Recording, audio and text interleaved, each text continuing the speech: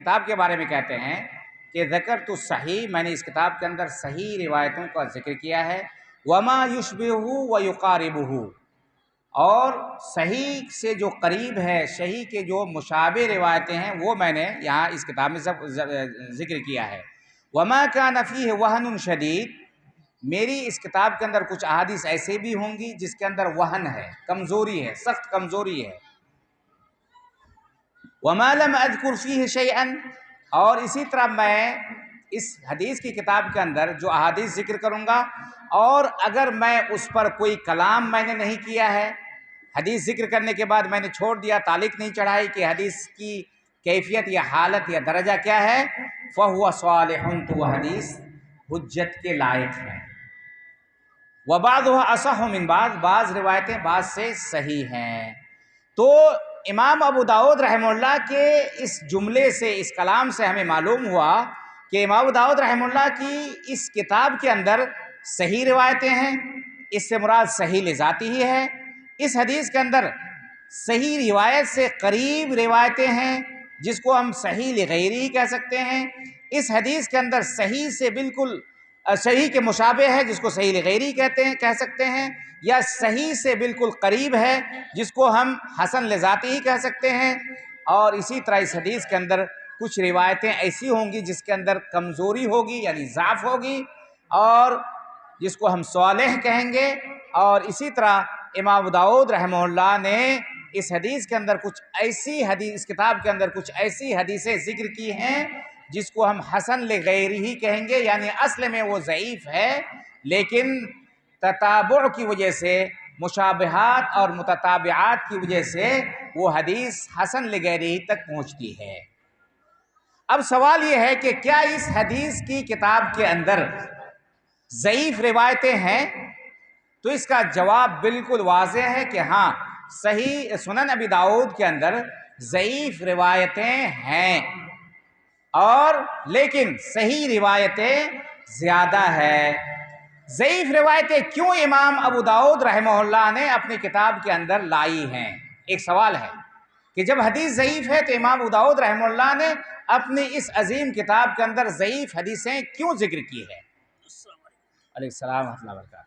تو ایک وجہ یہ ہے ضعیف حدیث لانے کا کہ امام ابو داؤد رحمہ اللہ نے یہ نہیں کہا ہے کہ میں اپنی کتاب کے اندر صرف صحیح روایتوں کو ذکر کروں گا، بلکہ انہوں نے اشارہ کر دیا کہ میرے اس کتاب کے اندر ضعیف روایتیں بھی ہوں گی، اور اسی لیے وہ ضعیف روایت کو بھی اپنے اس کتاب کے اندر ذکر کرتے ہیں۔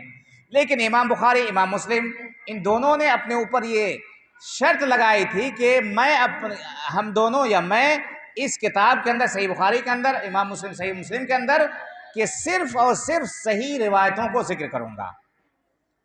تو چونکہ انہوں نے شرط نہیں لگائی تھی صحت کی، اس لیے ان کی کتاب کے اندر بعض ضعیف حدیثیں بھی آ گئی ہیں۔ اور امام ابو داؤد چونکہ اپنی کتاب کو فقہی ابواب پر لکھا ہے، اس لیے ان کو ان احادیث، خاص کر کے جو ان احادیث جس میں ضعف کم ہو، کم کمزوری ہو، کم وہن ہو، کم علت ہو، اس کو وہ ذکر کرتے ہیں۔ دوسری بات یہ ہے کہ امام ابو داؤد اور دوسرے محدثین کا یہ طریقہ رہا ہے کہ ایک طرف کسی آدمی کی رائے ہو، قیاس ہو، قول ہو، اور ایک طرف ضعیف حدیث ہو، تو کہتے ہیں ان کا یہ طریقہ تھا کہ ضعیف حدیث یہ اہل علم یا لوگوں کے اقوال اور لوگوں کے رائے سے زیادہ بہتر ہے۔ ضعیف حدیث لوگوں کے اقوال اور رائے سے، قیاس سے زیادہ بہتر ہے، اس لیے انہوں نے لوگوں کے اقوال، رائے اور قیاس سے اجتناب کرتے ہوئے بعض ان احادیث کا بھی ذکر کر دیا ہے جس کے اندر بعض روایتیں ضعیف ہیں۔ اہل علم کہتے ہیں کہ امام ابو داؤد کی کتاب سنن ابی داؤد صحیح بخاری اور صحیح مسلم سے بالکل قریب ہے مقام اور درجے کے اعتبار سے۔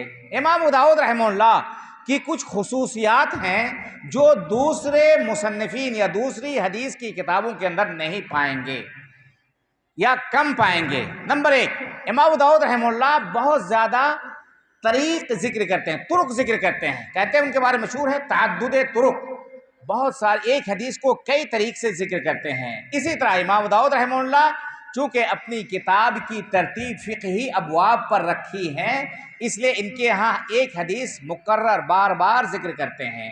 اسی طرح امام بخاری امام داؤد کی یہ خصوصیت ہے کہ وہ دقت کے ساتھ احادیث اور روایات ذکر کرتے ہیں۔ اسی طرح امام ابو داؤد کی خصوصیت ہے کہ ان کے ہاں اختصار ہے، مکمل یا لمبی روایتوں کو کم ذکر کرتے ہیں، بلکہ حدیث کے اسی ٹکڑے کو غالباً ذکر کرتے ہیں جس کا تعلق باب سے ہو، مسئلے سے ہو۔ اسی طرح امام ابو داؤد رحمہ اللہ کی خصوصیت ہے کہ ہر باب یا ہر حدیث کے نیچے وہ کچھ فوائد ذکر کرتے ہیں، فوائد حدیثیہ، یا اسی طرح راویوں کے بارے میں بھی وہ ذکر کرتے ہیں، فوائد ذکر کرتے ہیں، قال کہہ کر کے، قال ابو داؤد کہہ کر کے۔ اسی طرح امام ابو داؤد رحمہ اللہ اپنی صحیح بخاری کے اپنی کتاب سنن کے اندر بہت ساری جگہوں کا بھی ذکر کرتے ہیں اور بتاتے ہیں کہ یہ جگہ کہاں ہے۔ اسی طرح امام ابو داؤد رحمہ اللہ بہت ساری ایسی روایتوں کو ذکر کرتے ہیں جس کے سبب ورود ہوتا ہے، سبب ورود کا بھی وہ ذکر کرتے ہیں۔ اسی طرح امام ابو داؤد رحمہ اللہ کلمہ کی تشریح بھی کرتے ہیں، جو مفردات حدیث کے اندر وارد ہوتے ہیں اس کی تشریح بھی بسا اوقات کرتے ہیں۔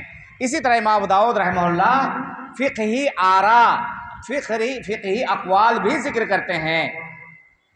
ان تمام چیزوں کے بعد میں آپ کو بتا دوں کہ اس کتاب پر شیخ البانی رحمہ اللہ جو عصر حدیث کے بہت بڑے پایہ کے عالم تھے، شیخ البانی رحمہ اللہ محمد ناصر الدین البانی، جن کا انتقال 1999 ہجری میں ہوا، 1999 ہجری میں، آج سے 23-24 سال پہلے انتقال ہوا۔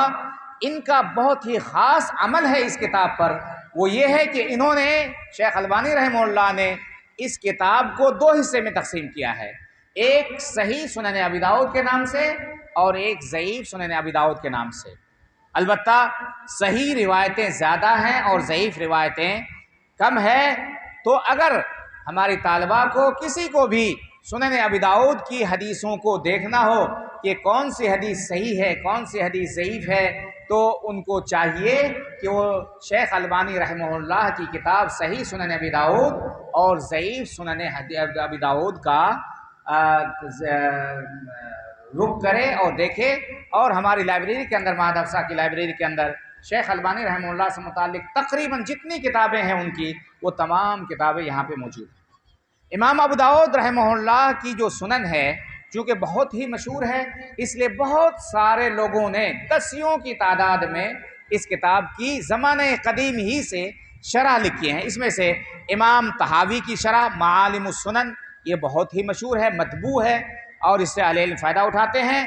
اور اسی طرح ہمارے ایک بہت بڑے عالم دین اور پٹنہ کے رہنے والے، عظیم آباد کے رہنے والے، عون المعبود کے نام سے صحیح سنن ابی داؤد کی شرح لکھی ہے۔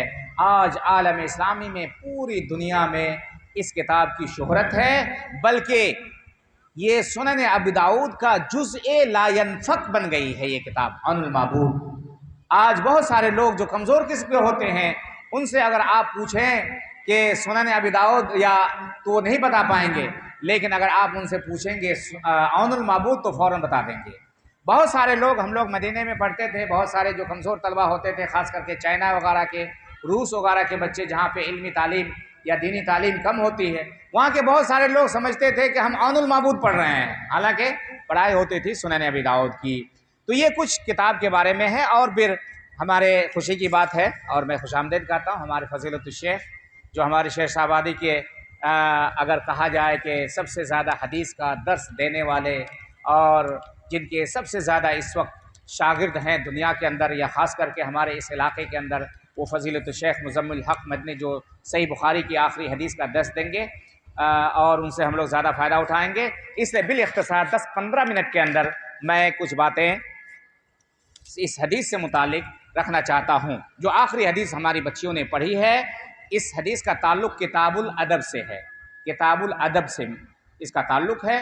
اس میں جو باب ہے یا آخری حدیث سے متعلق جو امام ابو داؤد رحمہ اللہ نے باب بیان کی ہے وہ ہے باب فی الرجل یسب الدہر، کہ اس شخص کے بارے میں یہ باب ہے جو زمانے کو گالی دے۔ الدہر کا مطلب ہے زمانہ، دہر کا مطلب ہے زمانہ۔ اس سے پہلے میں آپ کو یہ بتا دوں کہ اس حدیث کو جو راوی ہیں بالاختصار 2-1 منٹ کے اندر میں اس حدیث کے روات کے بارے میں، راویوں کے بارے میں بتانا چاہتا ہوں۔ یہ محدثین کا طریقہ رہا ہے، چونکہ حدیث نام ہے 2 چیزوں کا، سند کا اور متن کا۔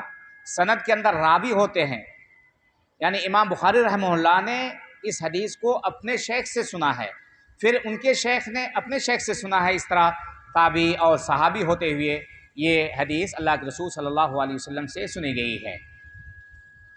اس کے جو راوی ہیں امام بخاری امام ابو داؤد رحمہ اللہ نے اس حدیث کو اپنے 2 شیخ سے روایت کی ہے۔ ایک شیخ کا نام ہے محمد بن الصباح بن سفیان اور دوسرے شیخ کا نام ہے ابن السرح۔ ابن السرح کا نام ہے احمد بن عمرو بن عبداللہ بن عمرو بن سرح ابو الطاہر المصری، یہ بھی ثقہ ہیں۔ اور پہلے جو راوی ہیں محمد بن صباح بن سفیان بن ابی سفیان الجرجانی، یہ بھی حدیث میں صحیح ہیں، اگرچہ بعض لوگوں نے اس کو صدوق کہا ہے، لیکن ان کی حدیث صحیح ہے۔ پہلے جو راوی ہیں محمد بن صباح، ان کا انتقال 240 ہجری میں ہوا۔ دوسرے جو امام بخاری کے استاذ ہیں ان کا انتقال 250 میں ہوا۔ آپ دیکھیں گے کہ محمد بن صباح چونکہ پہلے کے ہیں، 240 میں ان کا انتقال ہوا ہے، اس لیے امام بخاری نے اگرچہ دونوں سے روایت کی ہے لیکن اپنے بڑے شیخ کا نام پہلے ذکر کیا ہے، اور جو 250 ہجری میں ابن السرح کے نام سے احمد بن عمرو بن السرح، ان کا نام دوسرے نمبر پر لیا ہے۔ تو ان کے دونوں سے کہا، اس کے بعد سفیان ہے، یہ دونوں روایت کرتے ہیں سفیان سے۔ امام ابو داؤد اور سفیان کے بیچ میں ایک راوی ہیں، رجل واحد، راوین واحد، ایک راوی ہیں۔ اہل علم ذکر کرتے ہیں کہ اگر کتب 6 میں سے لوگ ذکر کرے سفیان کا مہمل طور پر، یعنی باپ کا نام ذکر نہ کرے، سفیان ثوری نہ کہے، سفیان ابن وعینہ نہ کہے، چونکہ سفیان کے نام سے 2 راوی بہت مشہور ہے، سفیان ابن وعینہ اور سفیان الثوری۔ یہاں پہ صرف سفیان ہے، ابن وعینہ ہو جاتا ہے تو جان لیتے کہ ابن وعینہ ہے، اگر ثوری ہوتا تو ثوری جان جاتے، لیکن محملن انہوں نے سفیان لکھ دیا۔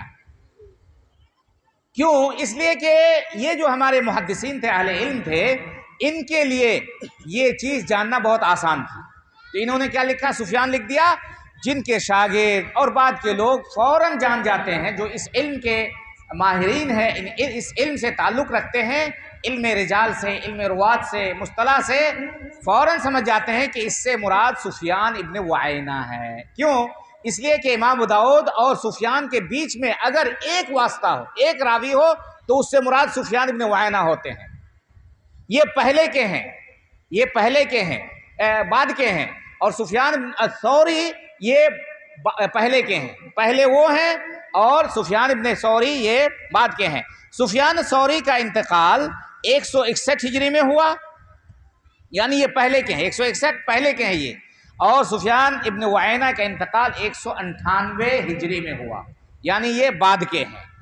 تو یہاں چونکہ امام ابو داؤد اور سفیان کے بیچ میں صرف ایک واسطہ ہے، ایک راوی ہے، اس لیے یہ ہمیں طالب علم کو، طالبات کو جاننا چاہیے کہ اس سے مراد سفیان ابن وعینہ ہے، سفیان ثوری نہیں ہے۔ عن الزہری، امام زہری یہ بہت پایا کے امام ہیں، ثقہ ہیں، بہت بڑے ہیں۔ ان کا نام ہے عبداللہ ابن شہاب الزہری، امام زہری کا نام ہے عبداللہ بن مسلم بن شہاب الزہری۔ یہ بہت بڑے فقیہ تھے، حافظ تھے، ان کی جلالت پر، ان کی امامت پر اتفاق تھا۔ 124 ہجری میں ان کا انتقال ہوا۔ اس کے بعد ان سعید، یہاں سعید سے مراد فوراً اہل علم سمجھ جاتے ہیں کہ سعید ابن المسیب ہیں، جو کبار تابعین میں سے ہیں۔ سعید سے مراد سعید ابن المسیب رحمہ اللہ۔ بعد میں یہ بات آ رہی ہے، امام ابو داؤد کہیں گے کہ یہاں ابن سرح نے ابن المسیب کہا ہے، یعنی سعید سے مراد سعید ابن المسیب ہے اس کے بعد ہے سعید بن مسیب تابعی ہیں، روایت کرتے ہیں ابو ہریرہ رضی اللہ عنہ سے۔ ابو ہریرہ رضی اللہ عنہ علی الاطلاق سب سے زیادہ روایت کرنے والے ہیں۔ اللہ کے رسول صلی اللہ علیہ وسلم سے سب سے زیادہ جس صحابی نے روایت کی ہیں وہ ابو ہریرہ رضی اللہ عنہ ہے۔ سن 7 ہجری میں یہ مسلمان ہوئے۔ ان کا نام ہے اسلام میں عبد الرحمن بن صخر الدوسی، اور الحمدللہ سب سے زیادہ روایت کرنے والے۔ ان کا لقب ہریرہ کا لقب، ابو ہریرہ کا لقب اللہ کے رسول صلی اللہ علیہ وسلم نے دیا تھا۔ یہ کنیت بھی ہے اور بسا اوقات لقب بھی ہے۔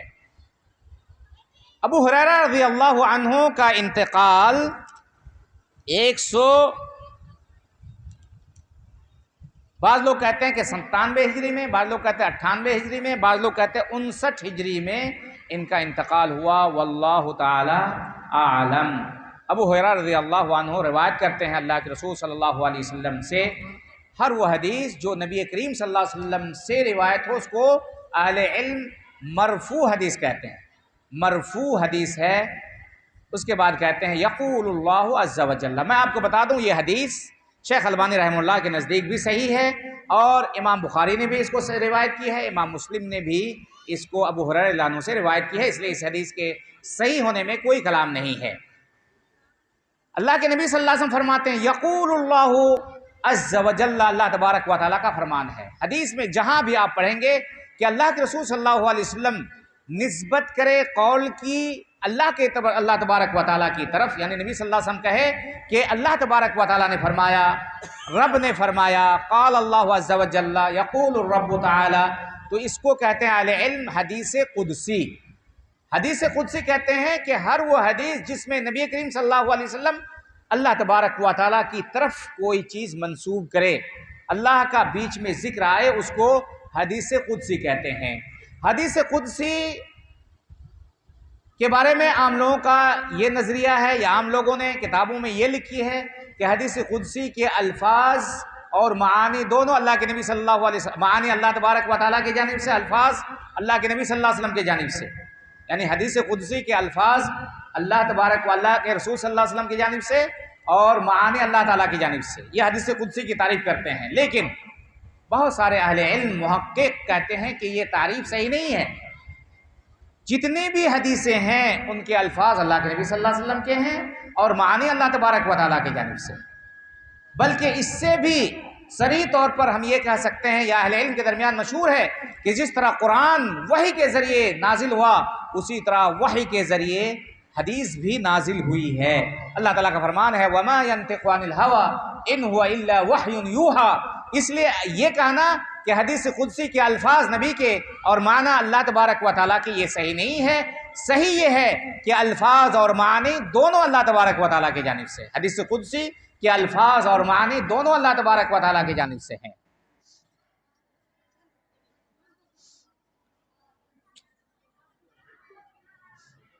حافظ جی دیکھیے، اتنا کہا جاتا ہے، پھر اس کو رہنا چاہیے نا، اس کو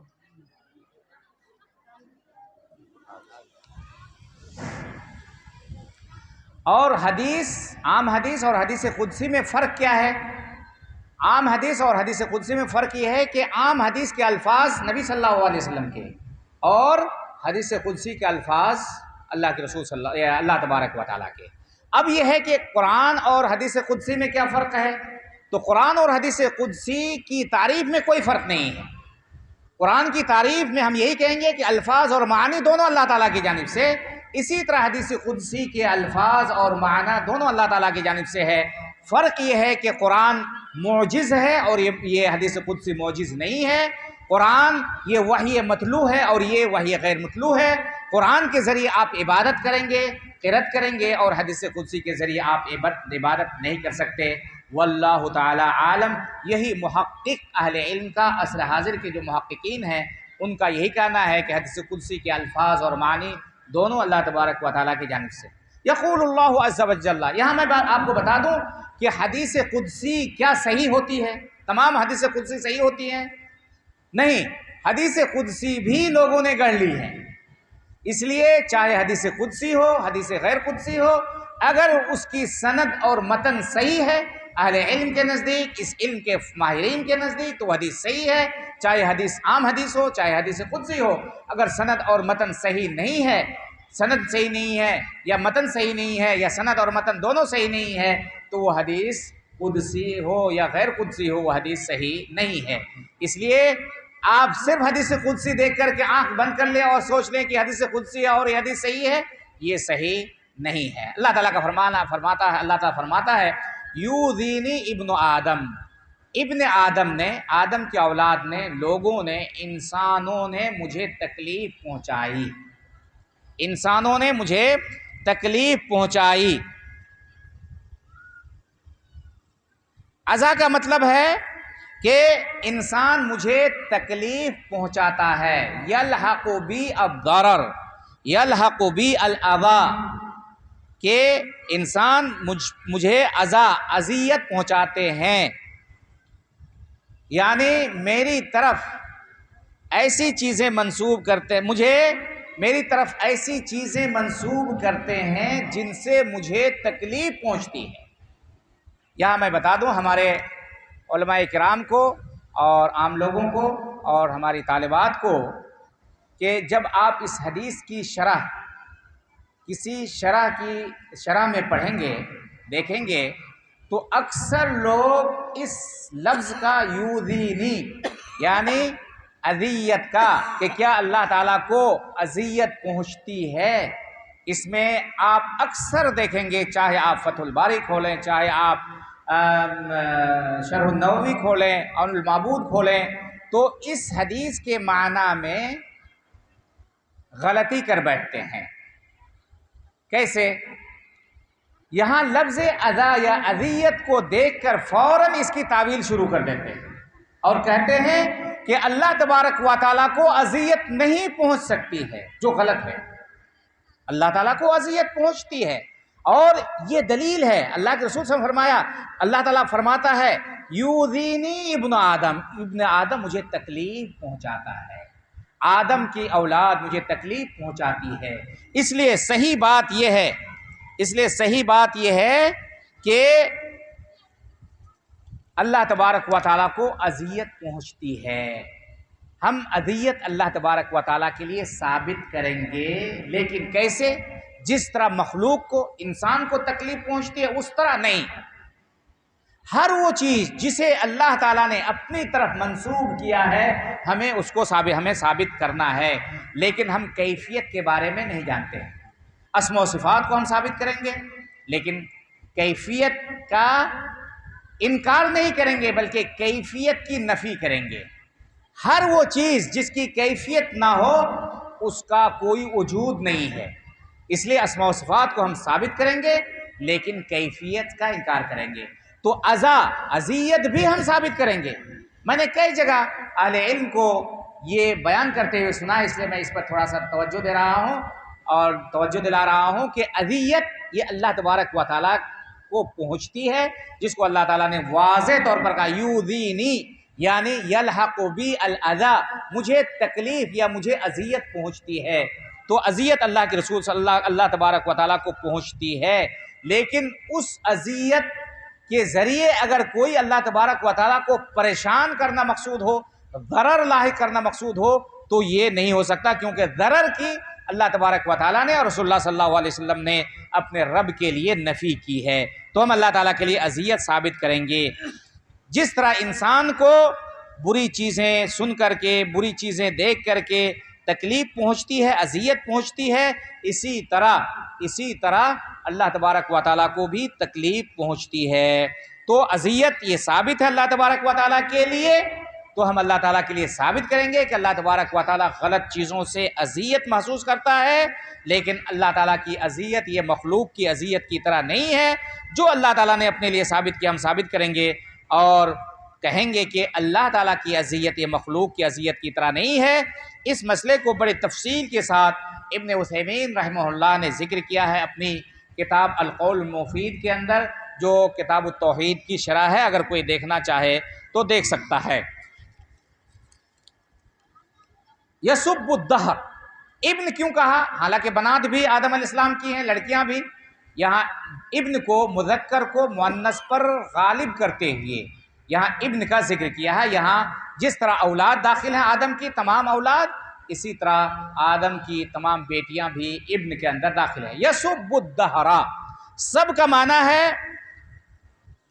معنی ہے تکلیف پہنچانا، القبح تکلیف پہنچانا، الشتم التقبیح الذم کسی چیز کی مذمت بیان کرنا، یہ سب ہے۔ ویسے ہم لوگ سب کو عام طور پر غالی سے تعبیر کرتے ہیں، لیکن ہر وہ چیز جس کے اندر ذم ہو، جس کے اندر قبح ہو، اس کو سب کہا جاتا ہے عربی زبان میں۔ یسب الدہر، اور دہر کا معنی ہے زمانہ، الوقت، اللیل والنہار، دن و رات، اس کو دہر کہا جاتا ہے۔ اللہ کے نبی صلی اللہ تبارک و تعالیٰ فرماتا ہے ابن آدم مجھے تکلیف پہنچاتا ہے، یسب الدہر، کیسے؟ زمانے کو، وقت کو، لیل و نہار کو گالی دے کر کے، لیل و نہار کو برا بھلا کہا کر کے، وَأَنَا الدَّهْرُ، جبکہ میں خود زمانے کو الٹ پلٹ کرتا ہوں، میں زمانے کا مالک ہوں، میں زمانے کا مصرف ہوں، میں خود زمانے کو الٹ پلٹ کرتا ہوں۔ تو زمانے کو اگر گالی دیتا ہے کوئی تو اس کا مطلب یہ ہے کہ وہ مجھے گالی دے رہا ہے۔ یہ نہیں ہے کہ ڈائریکٹ اللہ تبارک و تعالیٰ کو لوگ گالی دیتے ہیں، بہت کم لوگ ہیں جو ڈائریکٹ اللہ تعالیٰ کو گالی دیتے ہیں۔ گالی دیتے ہیں اللہ تبارک و تعالیٰ کے مخلوق کو، زمانے کو۔ کسی کو پریشانی لاحق ہوئی فوراً کہتا ہے کہ یہ زمانہ ایسا ہو گیا، نہیں، زمانہ ایسا نہیں ہوا، بلکہ ہم لوگ اور آپ لوگ خراب ہو گئے۔ دہر کہتے ہیں وقت کو، زمان کو۔ اللہ کے رسول صلی اللہ علیہ وسلم اللہ تعالیٰ فرماتا وَأَنَا الدَّهْرُ، میں زمانہ ہوں، میں زمانہ ہوں، یعنی میں صاحب زمانہ ہوں، میں خالق الدہر ہوں، میں مسبب الدہر ہوں، میں مصرف الدہر ہوں۔ اور عربی زبان میں یہ مشہور ہے کہ مضاف بہت سارے مقامات پر مضاف کو حذف کر دیتے ہیں، گرا دیتے ہیں، تو یہاں مضاف محذوف ہے۔ وَأَنَا الدَّهْرُ کا مطلب میں زمانہ ہوں، یعنی میں صاحب زمانہ ہوں، میں مصرف زمانہ ہوں۔ بِیَدِ الْأَمْرُ، میرے ہاتھ میں تمام معاملات ہے، اور اس میں کوئی شک نہیں کہ اللہ تبارک و تعالیٰ کے ہاتھ میں تمام معاملات ہے۔ یہی عبادت ہے میرے بھائیوں کہ اللہ تبارک و تعالیٰ کی توحید یہی ہے کہ ہر چیز کی نسبت ہم اللہ تعالیٰ کی طرف کریں، اللہ تعالیٰ کی توحید الوہیت کو، اسماء و صفات کو اللہ تبارک و تعالیٰ کے حقوق سمجھ کر کے اللہ تبارک و تعالیٰ کی طرف منسوب کریں۔ وَقَلِّبُ اللَّيْلَ وَالنَّهَارِ، اس کی شرح آ گئی، ان الدہر کی شرح خود حدیث کے اندر اللہ کے رسول صلی اللہ علیہ وسلم بیان کرتے ہیں۔ اللہ تعالیٰ فرماتا ہے اقلب اللیل والنہار، میں زمانے کو الٹ پلٹ کرتا ہوں۔ میں زمانہ نہیں ہوں، بلکہ میں زمانے کا خالق ہوں، میں زمانے کا مالک ہوں، میں زمانے کو الٹ پلٹ کرتا ہوں۔ قال ابن السرح، ابن امام ابو داؤد کے ایک استاذ ہیں، دو استاد سے انہوں نے روایت کی، ایک محمد بن صباح سے اور ایک ابن السرح سے۔ تو ابن السرح کہتے ہیں عن ابن المسیب، دونوں نے پہلے کہا تھا عن سعید، یہاں ابن سرح کہتے ہیں عن سعید نہیں بلکہ عن ابن المسیب۔ امام ابو داؤد نے یہ کیوں ذکر کیا؟ دو چیز، ایک چیز اس لیے ذکر کیا کہ سعید سے مراد ابن المسیب ہے، یہ بتانا چاہتے ہیں اور یہ فائدہ ہے۔ دوسری چیز یہ ہے کہ یہ بتانا دقت اور امانت علمی کو ملحوظ رکھتے ہوئے امام ابو داؤد نے کہا کہ ابن السرح جو میرے شیخ ہیں انہوں نے سعید نہیں کہا بلکہ ابن المسیب کہا ہے۔ تو جب انہوں نے ابن المسیب کہا ہے تو خاموش رہنا اور کہنا کہ عن سعید یہ صحیح نہیں تھا، اس لیے امانت علمی کے طور پر انہوں نے ابن المسیب کا ذکر کر دیا ہے، ابن المسیب مکان سعید۔ اس حدیث کے بارے میں تین اہم چیزیں تھیں۔ ایک کا میں نے ذکر کر دیا کہ اللہ تبارک و تعالیٰ کو اذیت پہنچانا یا اللہ تعالیٰ کو اذیت پہنچنا، اللہ تعالیٰ کو اذیت لاحق ہونا یہ ثابت ہے، اس لیے ہم ثابت کریں گے، لیکن اس کی کیفیت کیا ہے اللہ تبارک و تعالیٰ اسے جانتا ہے۔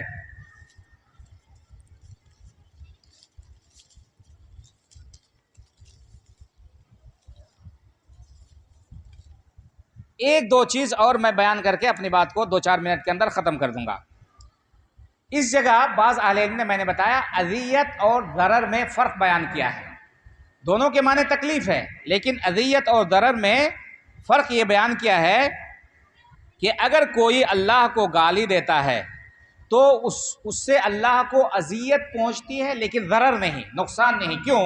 اس لیے کہ اللہ تبارک و تعالیٰ نے اور رسول اللہ صلی اللہ علیہ وسلم نے یہ ذکر کیا ہے کہ فَلَن يَضُرُّ اللَّهَ شَيْئًا، اللہ تعالیٰ کو کوئی ضرر نہیں پہنچا سکتا، لیکن اس لیے ہم اللہ کے لیے اذیت ثابت کریں گے، ضرر ثابت نہیں کریں گے۔ اللہ تعالیٰ کا فرمان ہے ان الذین یؤذون اللہ ورسولہ